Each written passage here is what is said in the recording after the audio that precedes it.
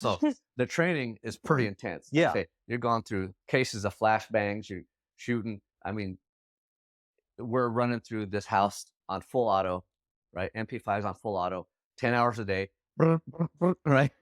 It's just like I had a smile on my face all day long. Yeah.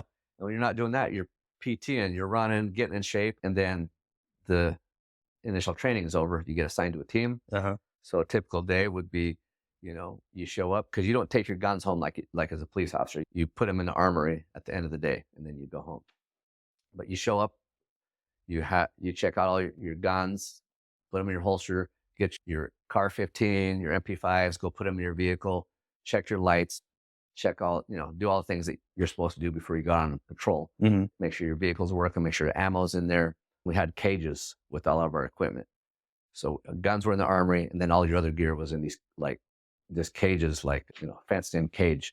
We had all our gear in there. We'd check everything out, and then we'd go have what they call muster, which is a briefing. Go and sit with a sergeant who's giving you a briefing saying, hey, they've had this threat to the nuclear facility, or this happened at another nuclear facility. And sometimes it was like nothing, and sometimes it was just like, hey, you guys need to make sure you keep up on your PT, because they were pretty strict about making sure that you kept up on your qualifications, because you had to qualify like every quarter on your PT, your obstacle course, and all your weapon systems. But once you check out your gear for the day, get in your vehicle, and then you're like, okay, briefing's over, now what?